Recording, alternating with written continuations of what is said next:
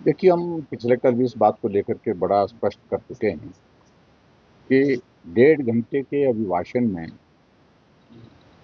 जो कुछ भी राज्यपाल महोदय जी से बुलवाया गया है, उसमें तथ्य नहीं है, सत्य नहीं है। और वर्तमान सरकार को एक तो ये हर रोज की रोजमर्रा की एक आदत बन गई है कि यहाँ झूठ बोलिए, गुमराह करिए, कौन पूछता है। और आज भी सदन के अंदर जब हम तथ्य पर बात कर रहे थे, तो बार बार मुख्यमंत्री जी इस बात को लेकर के कहने की कोशिश कर रहे थे कि ऐसा नहीं है, जो हम बोल रहे हैं वो सत्य है। अगर सत्य होता तो आज मुझे लगता है कि हिमाचल प्रदेश की जो 23 लाख पॉपुलेशन, जो महिलाएं जो कवर होनी थी उनकी उस गारंटी के तहत, उनकी ओर से प्रश्न खड़ा नहीं होता। आप कहीं भी पूरे हिमाचल प्रदेश में पूछिए, आप मीडिया है, मीडिया एक स्वतंत्र एजेंसी है, आप स्वतंत्र होकर के जानकारी हासिल करिए।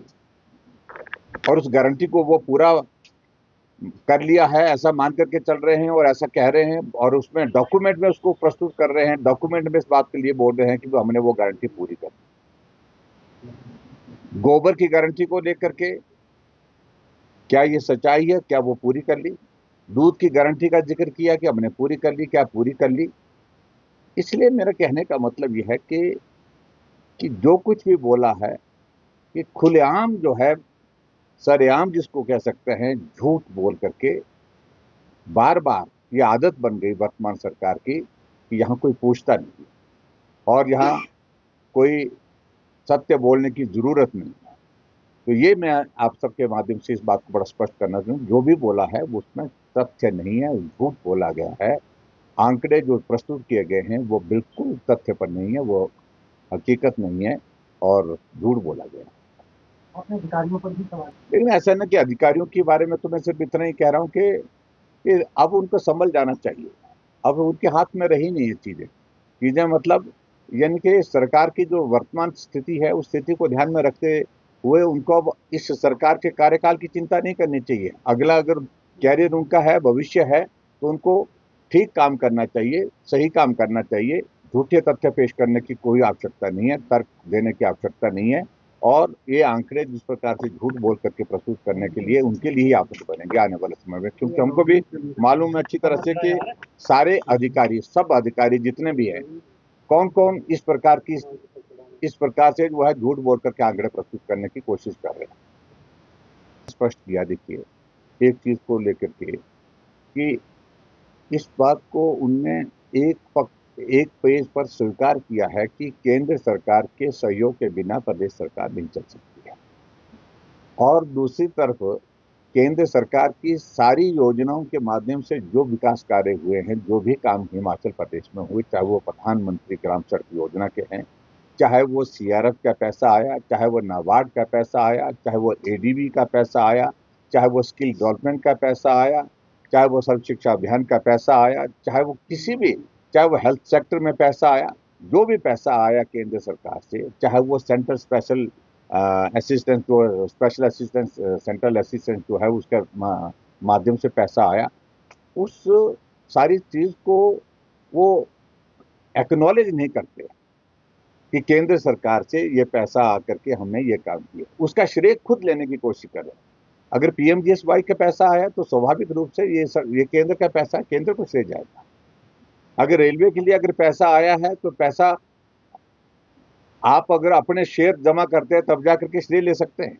लिख रहा चीफ सेक्रेटरी को कि आप अपना अगर पैसा अपना शेयर जमा नहीं करेंगे तो पैसा हमको बंद कर, ये हमको रोकना पड़ेगा।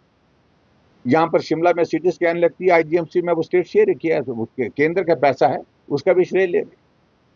इसलिए हर एक बात का श्रेय ले रहे हैं। बच्चे विदेश भेजे गए, बाहर भेजे गए, टूर पे भेजे, उसमें टूर, एजुकेशनल टूर पर भेजे गए, वो भी केंद्र सरकार की योजना है।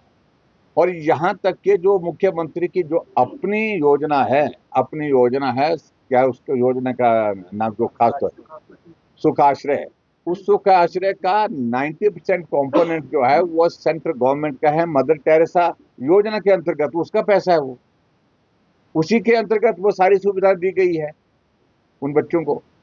और उसके बावजूद वो श्रेय ले रहे हैं कि नहीं ये तो मैंने किया। अगर आपने शुरू किया है तो स्टेट के बजट से आप करते।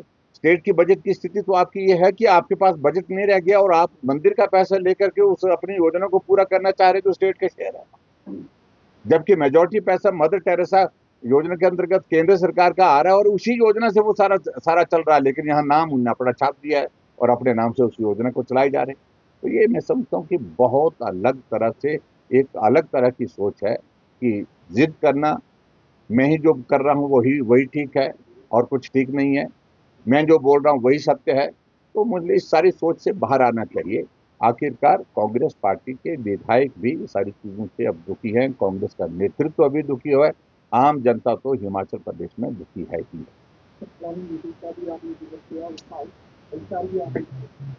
ये प्लानिंग की बैठक के सिलसिले में बड़ा स्पष्ट था, विषय बड़ा सीधा था कि 2 साल के कार्यकाल में डीपीआर हमारे विपक्ष के विधायकों की नहीं बनाई गई।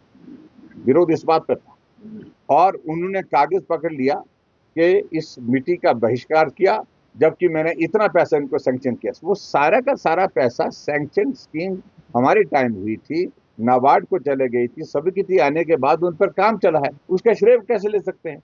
2 साल के कार्यकाल में तो डीपीआर बनी नहीं। मैंने अपने एक्शन आईपीएच को फोन किया, एक्शन एससीपीडब्ल्यू को फोन किया, एससीआईपीएच को फोन किया, चीफ इंजीनियर को फोन किया, ईएनसी को फोन किया। तीनों जगह फोन करने के बाद उन्होंने एक ही बात कही कि सर हम जल्दी एक्सपेडाइट करेंगे, जल्दी बनाएंगे। मेरी कॉन्स्टिट्यूंसी की डीपीआर नहीं बनी है 2 साल की। हमने कहा जब 2 साल से डीपीआर ही नहीं बनाई है, आगे भेजने की बात तो बात की बात है। तो हमने इस बात को लेकर के विरोध किया, जब आप विधायकों को इस प्रकार से जलील करेंगे, उनके विकास कार्य जो है उनके विधानसभा क्षेत्र में जो उनका अधिकार है उसको भी रोकेंगे, तो इसका विरोध हम करने के लिए आपकी बैठक में नहीं आएंगे और हम नहीं गए बैठक में।